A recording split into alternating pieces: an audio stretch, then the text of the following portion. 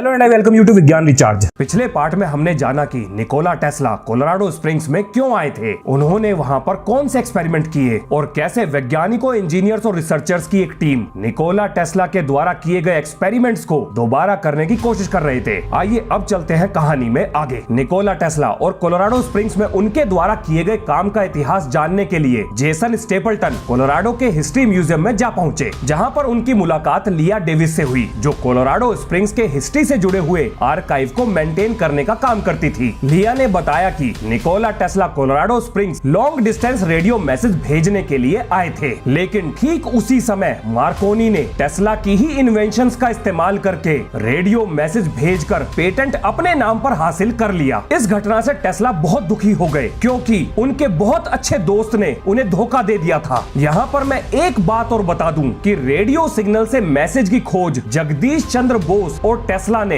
लगभग एक समय पर ही की थी, यानी 1897 में, और दोनों के ही एक्सपेरिमेंट्स का स्केल काफी छोटा था। लेकिन जेसी बोस ने अपनी रिसर्च को कभी भी पेटेंट नहीं कराया। अब टेस्ला अपने काम और रिसर्च को सीक्रेट तरीके से अंजाम देने लगे। टेस्ला ने अपने डॉक्यूमेंट में लिखा कि अगर बड़े स्तर पर टेस्ला कॉइल को बनाया जाए तो वो जमीन के रास्ते लंबी दूरी तक इलेक्ट्रिसिटी को भेज सकती है, और यदि सब कुछ ठीक रहा तो पावर जनरेटिंग स्टेशंस का पूरा नेटवर्क बिछाकर मुफ्त में वायरलेस इलेक्ट्रिसिटी को पूरे देश में ही नहीं बल्कि पूरी धरती पर कहीं भी बड़ी आसानी से भेजा जा सकता है। इसके बाद लिया ने जेसन को निकोला टेस्ला की लेबोरेटरी से जुड़ी हुई कुछ फोटोग्राफ दिखाई, जिन्हें देखने के बाद जेसन ने लेबोरेटरी के साइज के बारे में पूछा। लिया ने बताया कि टेस्ला की लेबोरेटरी 60 फुट लंबी, 50 फुट चौड़ी और 18 फुट ऊंची थी, और उस समय इस लकड़ी के ढांचे के अंदर दुनिया की सबसे बड़ी टेस्ला कॉइल बनाई गई थी, जिसका डायामीटर लगभग 50 फुट के आसपास था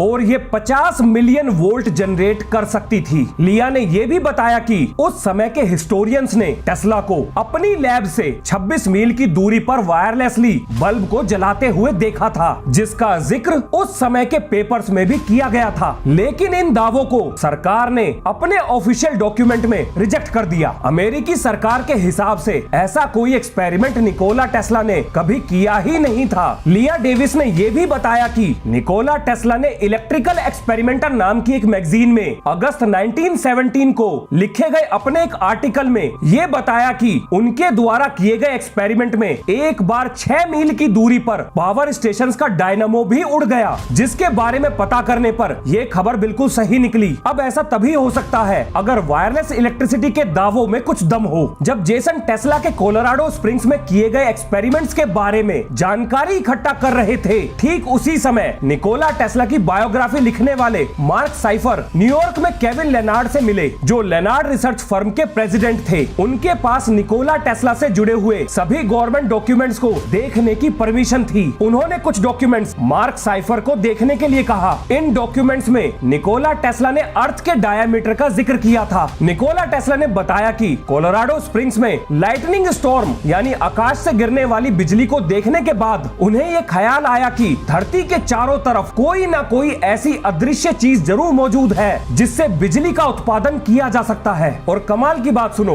कई साल बाद जाकर वैज्ञानिकों ने यह कहा कि धरती के चारों तरफ एक आइनोस्फेयर नाम की चार्ज रिंग मौजूद है, यानी जिस रिंग की बात टेस्ला कर रहे थे वो आइनोस्फेयर ही थी। यानी निकोला टेस्ला आइनोस्फेयर की खोज से पहले ही ये बात जानते थे कि धरती के चारों तरफ इलेक्ट्रिकल चार्ज की एक परत मौजूद है। इसमें कोई भी डाउट नहीं कि टेस्ला अपने समय से बहुत आगे थे। टेस्ला ने यह कहा कि अगर किसी तरह से टेस्ला कॉइल धरती की रेजोनेंट फ्रीक्वेंसी पर काम कर सके तो वो पूरी धरती पर फ्री वायरलेस इलेक्ट्रिसिटी का जाल बिछा देंगे। अब सबसे कमाल की बात यह थी कि अमेरिकी सरकार को यह बात बहुत अच्छे से पता थी कि निकोला टेस्ला क्या करने जा रहे हैं। FBI के डॉक्यूमेंट से भी ये बात साफ हो गई थी कि FBI को भी पता था कि टेस्ला ने क्या चीज हासिल कर ली है। तो फिर अपने ऑफिशियल डॉक्यूमेंट में सरकार ने ये क्यों कहा कि टेस्ला की रिसर्च किसी भी काम की नहीं थी? अब इसका जवाब तो सिर्फ अमेरिकी सरकार ही दे सकती है। आप यकीन नहीं मानोगे कि पेपर्स में निकोला टेस्ला ने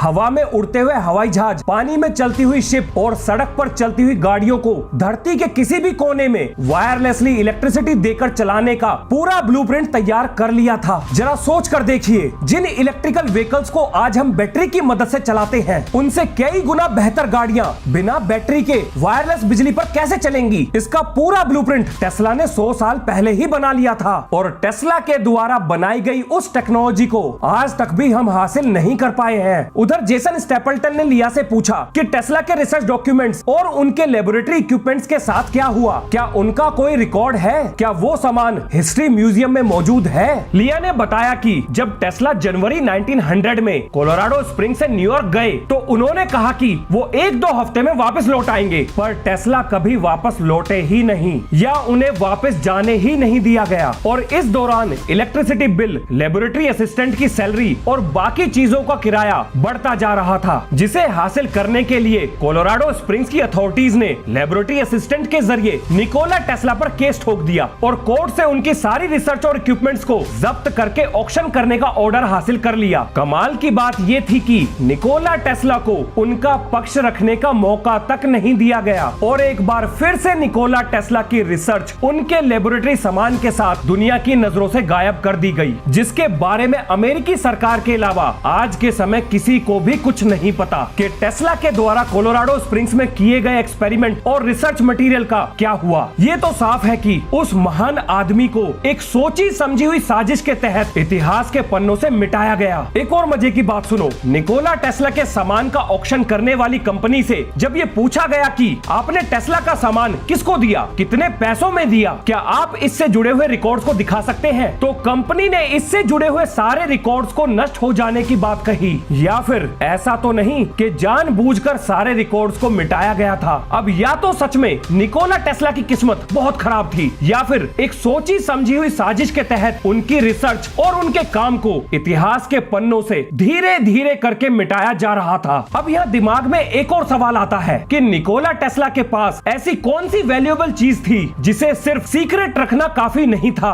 बल्कि उसे इतिहास से पूरी तरह से मिटाना इतना जरूरी हो गया था। कुछ तो ऐसा जरूर था जिसे सरकार से जुड़े हुए लोग आम लोगों के बीच में पहुंचने से रोक रहे थे। अपनी खोजबीन पूरी करने के बाद जेसन स्टेपल्टन अपने साथियों के द्वारा किए जा रहे निकोला टेस्ला के वायरलेस इलेक्ट्रिसिटी से जुड़े हुए एक्सपेरिमेंट में मदद करने के लिए पहुंच गए, जहां पर ट्रेविस सिर्फ हवा और धरती की कंडक्टिंग प्रॉपर्टीज को इस्तेमाल करके टेस्ला कॉइल की मदद से बल्ब को जलाने वाले थे। और टेस्ला कॉइल को चालू करते ही कमाल ही हो गया, बल्ब जल पड़ा। निकोला टेस्ला सही थे, बिजली हवा से होती हुई बल्ब में गई और फिर जेसन और ट्रेविस के शरीर में से निकलकर जमीन में होती हुई वापस टेस्ला कॉइल में चली गई। जब ट्रेविस ने एक इंसुलेशन बॉक्स पर खड़े होकर बल्ब को पकड़ा तो वो नहीं जला। यहाँ से ये तो साफ हो गया कि वायरलेस इलेक्ट्रिसिटी जमीन और हवा की मदद से ही ट्रांसमिट की जा रही थी। अब इस एक्सपेरिमेंट से शक की कोई गुंजाइश नहीं रह गई कि जिस स्तर पर निकोला टेस्ला ने अपना एक्सपेरिमेंट किया होगा, वहाँ 26 मील की दूरी पर 200 से ज्यादा बल्ब को जमीन पर रखकर उन्होंने जरूर जलाया होगा। लेकिन कुछ खराब हालत में मौजूद फोटो और स्केचेस के अलावा टेस्ला के द्वारा किए गए वायरलेस इलेक्ट्रिसिटी के एक्सपेरिमेंट पर कोई भी सबूत मौजूद नहीं था। आखिर इतनी बड़ी खोज से जुड़े हुए सबूत कहाँ गए? या तो वो जानबूझकर छुपा दिए गए, या नष्ट कर दिए गए, या चोरी भी कर लिए हो, तो कोई हैरानी नहीं। अब ट्रेविस ने ठीक उसी तरह से एक्सपेरिमेंट को रिपीट किया जैसे टेस्ला ने आज से 100 साल पहले किया था, यानी बल्ब को जमीन में रखकर जलाने की कोशिश की और वो जल पड़ा। ये एक्सपेरिमेंट तो सिर्फ उस जानकारी के आधार पर किया गया था जो किसी न किसी तरीके से पब्लिक डोमेन में जा पहुंची। टेस्ला के उन गायब हुए बक्सों में पता नहीं ऐसी कौन कौन सी रिसर्च मौजूद होगी जिनसे कमाल की चीजें बनाई जा सके। एक्सपेरिमेंट की कामयाबी के बाद मार्क साइफर ने ट्रेविस और जेसन स्टेपल्टन के साथ एक वर्चुअल मीटिंग रखी, जिसमें साइफर ने केविन लेनार्ड से उनके हाथ लगे डॉक्यूमेंट्स की कॉपी दिखाई, जिसे देखकर एस्ट्रोफिजिसिस्ट ट्रेविस टेलर हैरान ही हो गए, क्योंकि जब दुनिया को आइनोस्फीयर के बारे में कुछ पता ही नहीं था, उस समय निकोला टेस्ला आइनोस्फीयर के साथ एक्सपेरिमेंट कर रहे थे। कोलोराडो स्प्रिंग्स में अपनी सारी रिसर्च गंवाने के बाद निकोला टेस्ला ने हार नहीं मानी, क्योंकि गवर्नमेंट उनसे उनकी रिसर्च को छीन सकती थी, पर उनकी हिम्मत नहीं तोड़ पाई। अब टेस्ला जा पहुंचे वार्डन क्लिफ और यहाँ उन्होंने पहले से बहुत बड़े टेस्ला कॉइल का निर्माण किया, जो इतनी बड़ी थी कि वो 26 मील की दूरी से सिर्फ 200 बल्ब ही नहीं बल्कि पूरे शहर को बिजली दे सकती थी। वार्डन क्लिफ में निकोला टेस्ला कुछ बड़ा करने वाले थे, इतना बड़ा जिसके लिए ये दुनिया तैयार नहीं थी। कहानी अभी बाकी है मेरे दोस्त, मिलते हैं नेक्स्ट वीडियो में। जय हिंद, जय भारत।